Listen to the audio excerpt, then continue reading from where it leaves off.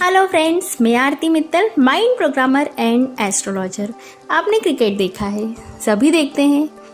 I think मेरे ख्याल से बहुत कम लोग होंगे जिन्होंने कभी क्रिकेट देखा नहीं हो। हाँ, किसी ने बहुत ज़्यादा देखा होगा या किसी ने कम देखा होगा। क्या लगता है जब आप क्रिकेट देखते हो, आपको कभी कभी आपने ये वर्ड अचानक ही आपके मुंह से निकल जाते होंगे, काश यार ये जो बैट ये थोड़ा सा पीछे कर लेता, या ये थोड़ा सा और झुक जाता, या ये इस एंगल में लेता तो शायद कैच हो जाता, या इस तरीके के मल्टीपल सेंटेंस आपने कभी कभी आपके मुंह से अनायास ही निकल गए होंगे। क्या आप उनसे ज़्यादा अच्छा खेलते हैं? ऑफ कोर्स अच्छा खेल सकते हो, बट जो इंडिया के 11 मेंबर हैं, जो टीम है हमारी, क्या उनसे ज़्यादा अच्छा आप खेलते हो? नहीं। बट आप उस वक्त ये कह सकते हो कि काश इसने यदि ऐसा किया होता तो ये आउट नहीं होता, या इसने कैच ऐसे लिया होता तो ये कैच नहीं छूटता, या ये थोड़ा सा और एनर्जी से भागता तो शायद ये आउट नहीं होता। या इस तरीके के मल्टीपल क्वेश्चंस आप क्यों उनके रिप्लाई कर पाते हो जब वो लोग वहाँ पर खेल रहे हैं, वो लोग इसका आंसर नहीं दे पा रहे हैं, या उनसे वो गलती हो रही है और आपको लगता है आपसे ये गलती नहीं होगी और आप उनसे ज़्यादा बेटर खेलते हैं, इस वजह से आपके मुँह से ये सेंटेंस निकलते हैं? नहीं, मुझे लगता है ये सेंटेंस आपके मुँह से इसलिए नहीं निकलते हैं क्योंकि जब आप टीवी के सामने बैठे होते हैं, टीवी की जो स्क्रीन होती है वो हाई डेफिनेशन की होती है और बहुत जूम करके और बहुत क्लियर आपको 3D इमेज में क्लियर दिखाया जाता है कि वो किस तरीके से वहाँ पर जो घटना घटी है वो किस तरीके से घटी है, क्या वो रहा, कितने एंगल वो दूर था, या बॉल कहाँ से छूकर किसको गई है।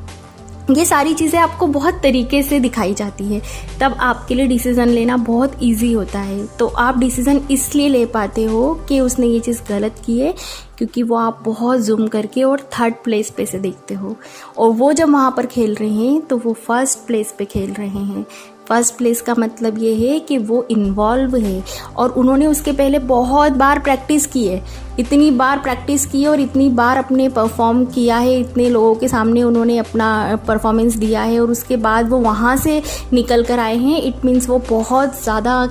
उनमें काबिलियत है और वो अपने काबिलियत के दम पर ही इंडिया की टीम में सेलेक्ट होते हैं। तो जैसे आज धोनी है, आपने कभी उनको खेलते हुए देखा होगा या सचिन को देखा होगा, तो ये बहुत ही तरीके से और इन्होंने अपनी ज़िंदगी का जो मैक्सिमम टाइम है वो उन्होंने अपने जुनून को, अपने पैशन को दिया है। तो हम ये चीज़ तो कह ही नहीं सकते कि उन्होंने जो भी फॉल्ट किया है वो जान करके किया होगा या वो किस वजह से हुआ है, बट फिर भी गलती होती है और ये हम फाइंड आउट कर पाते हैं जब हम जूम में देखते हैं और थर्ड प्लेस से देखते हैं। सेम चीज़ है, मैं आप लोगों को सिर्फ ये चीज़ बताना चाह रही हूँ कि जब हम उन लोगों को जो इतने हाई उस लेवल पे है और जो बहुत ज़्यादा जिन्होंने अपनी ज़िंदगी का इतना समय उस क्रिकेट को दिया है, उसके बाद आज हम ये निर्णय ले पाते हैं कि किसने कहाँ पर कैसे गलत किया है, तो ये सेम चीज़ है कि हम हमारी ज़िंदगी के भी यदि थर्ड प्लेस पे होंगे, यदि हम हमारी ज़िंदगी को जूम करके देखेंगे या हम हमारी ज़िंदगी को बहुत हर एंगल से 3D इमेज में देखेंगे, तो हमें हमारी ज़िंदगी के वो हिस्से समझ में आएंगे जो आज तक हमें समझ में नहीं आए हैं क्योंकि हम थर्ड प्लेस पे नहीं हैं। क्या जब वो लोग खेल रहे होते हैं तब उनको ये पता चलता है कि उनने क्या गलती की है? क्योंकि ऑफ कोर्स वो इतना सीख कर आए हैं कि उनको हर एक चीज़, हर एक एंगल पता होगा, उसके बावजूद भी गलतियाँ हो जाती हैं। वो क्यों हो जाती है? क्योंकि हम बहुत एक्साइटमेंट में खेलते हैं या हमारे ऊपर बहुत प्रेशर होता है और उस प्रेशर की वजह से कई बार ऐसी घटनाएँ घट जाती है जो नहीं घटनी चाहिए। तो ऐसा आप लोगों की रियल लाइफ में भी होता होगा जहाँ पर आपके साथ वो घटनाएं घट जाती होगी जो नहीं घटनी चाहिए, या वो डिसीज़न या मुंह से वो वाले वर्ड्स निकल जाते होंगे जो आपको नहीं बोलना चाहिए।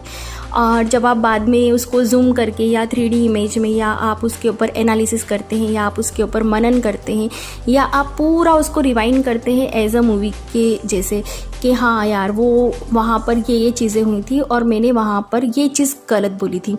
जब आप थर्ड प्लेस पे से उस चीज़ को बिल्कुल परफॉर्मेंस के साथ एक एक चीज़ को हाईलाइट करके उस तरीके से उस चीज़ को समझते हैं थर्ड प्लेस पे, तब आपके लिए डिसीज़न लेना बहुत ईजी हो जाता है क्योंकि आप उस पार्ट का हिस्सा नहीं है जहाँ पे वो गेम चल रहा है। तब आपको चीज़ें समझ में आती हैं, बट जब आप उस गेम के अंदर होते हैं, इन्वॉल्व होते हैं, तब आपको ये चीज़ समझ नहीं आती कि गलती किसकी थी और मुझसे क्या गलती हुई है, और इसको हम रिकॉग्नाइज़ नहीं कर पाते हैं। इस वजह से कई बार लाइफ में बहुत सारी प्रॉब्लम क्रिएट हो जाती है। और कुछ लोग तो इतने इगोइस्टिक होते हैं, वो लोग तो कभी ये चीज़ स्वीकार ही नहीं कर पाते हैं कि कभी हमारी गलती हो सकती है। पर चूंकि इंसान है तो वो 100% तो है ही नहीं, उसमें कुछ ना कुछ कभी कभी ऐसा हो ही जाता है जो कि गलत है।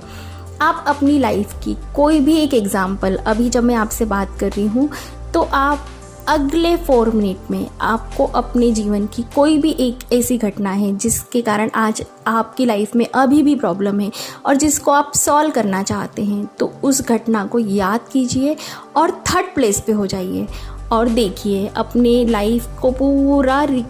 उस लाइफ की वो पर्टिकुलर मोमेंट को पूरा रिकॉग्नाइज कीजिए। वो मोमेंट, जैसे अपन मूवी देखते हैं ना, तो मूवी में एक एक सीन हमें याद रहता है और हम उस चीज़ को समझते हैं कि हाँ कैसे घटना वो घटी थी।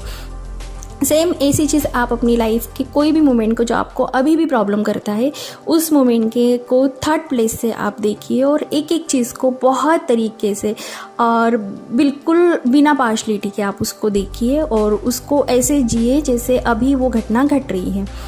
और आप अभी देखेंगे कि आपको हर एक चीज़ समझ में आएगी कि सामने वाले ने क्या किया, मुझे क्या करना था और मैं ऐसा क्या करता कि वो घटना रुक जाती। और जब आप ये घटना देख लेंगे और आप पूरी तरह से उस चीज़ को समझ लेंगे कि हाँ ये चीज़ें हुई थी, उसके बाद आप वापस से वहाँ पर जाइए और जो अभी आपने देखा था उसको वहाँ पर अंदर जाके फिर से जियो उस चीज़ को कि हाँ मैंने ये चीज़ें की है, और एक बार फिर वापस से बाहर आओ और उसको पॉज करो कि अब मैं इसको चेंज कर देता हूँ कि यदि अगली बार भविष्य में ऐसी कोई घटना घटी तो मुझे इसमें क्या एडिट करना है। तो आप इसको अपनी लाइफ एडिटिंग कर दीजिए ताकि आपके माइंड की एक प्रोग्रामिंग हो जाएगी कि अगली बार कभी भी यदि इस तरीके की स्थिति आएगी तो आप कभी भी नहीं अटकेंगे और आप राइट प्लेस पर राइट डिसीजन लेंगे। यदि आप ये वाला काम बार बार अगेन एंड अगेन करते हैं तो आपके माइंड को हैबिट हो जाएगी कि आपको कहाँ पर क्या डिसीज़न लेना है। और कोई व्यक्ति कितना भी इगोइस्टिक है या वो व्यक्ति बहुत टफ है और यदि वो ये सोचता है उससे गलती नहीं हुई है, बट यदि वो इस तरीके से देखेगा तो दुनिया का कोई भी व्यक्ति अपनी गलती को रिकॉग्नाइज करेगा और वो सुधारेगा भी सही और दोबारा वो गलती कभी करेगा भी नहीं, क्योंकि अब उसकी माइंड की प्रोग्रामिंग हो गई है। तो जब भी आपको ऐसा लगता है कि आप उस जो पर्टिकुलर मोमेंट था उससे आपको कोई भी प्रॉब्लम है तो आप उसको 3rd प्लेस पे देखिए, फिर दोबारा उस 3rd प्लेस पे जाइए और वहाँ पर जो घटना घट रही है उसको फील कीजिए। फील करने के बाद वापस बाहर आइए और वहाँ पर उसको पॉज कीजिए कि नहीं, और एडिटिंग कीजिए। पॉज करके उसमें आपको जो जो चीज़ें भी डालनी है वो आप डालिए, एक्स्ट्रा इफेक्ट्स जिसको बोलते हैं हम, कि अब यदि इस तरीके की घटना घटी तो मुझे क्या क्या चीज़ें करनी है। और जब आप वो सारी चीज़ें उस पर कर चुके होंगे और अब फिर आप बाहर आते हैं और उसके आने के बाद अब बिल्कुल सो जाइए, बिल्कुल रिलैक्स हो जाइए, 5 मिनट आराम से बैठो और अपने माइंड को बोलो कि जब भी अब ये घटना घटेगी या इस तरीके का कोई मोमेंट मेरी लाइफ में दोबारा होगा तो मुझे क्या करना है। मुझे सबसे पहले वहाँ पर सोचना है कि मुझे ये डिसीज़न लेना है कि मुझे अब क्या बोलना है, क्योंकि मैंने अपने माइंड की एक प्रोग्रामिंग की थी, एक एडिटिंग की थी, तो मुझे वही चीज़ करना है। ऐसा अगेन एंड अगेन आप यदि करेंगे तो मैं आपसे प्रॉमिस कर रही हूँ आप अपने जीवन की किसी भी घटना को हील कर सकते हो और दोबारा आप वो कभी गलती नहीं करोगे। और इससे रिलेटेड आपको कभी भी कोई भी प्रॉब्लम आता है कि आपके माइंड की कोई एरर है और वो आपका कंप्लीट ही नहीं होता है, जैसे हमेशा वर्क आपको लगता है अब डन डन डन हुआ और बट फिर रुक जाता है, फिर कोई काम आप करते हैं और फिर अगेन एंड अगेन आपके साथ ऐसा होता है कि आप बिल्कुल बाउंड्री पे से जाके आप वापस आ जाते हैं और आपका वर्क नहीं होता है, या इस तरीके की किसी भी समस्या का आप समाधान कर रहे हैं और आपसे नहीं हो रहा है, आप अपनी लाइफ का वो जो एरर है, वो जो ब्लॉक है, वो आपको नहीं समझ में आ रहा है कि कैसे फुलफिल करें, तो आप मुझे कांटेक्ट कर सकते हैं, क्योंकि हम लोग वो जो एरर है उसको बहुत तरीके से समझते हैं और उसको उसकी रूट कॉज पे जाकर उसको वहाँ से पूरा इरेज करते हैं। इसमें ये प्रोसेस थोड़ा सा लेंदी है, बट ये 21 दिन का,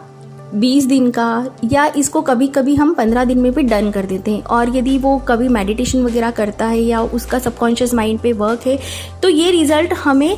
10 से 5 दिन के अंदर भी मिल जाते हैं। तो यदि आपको कभी भी ज़रूरत पड़ती है तो कॉन्टेक्ट मी। धन्यवाद।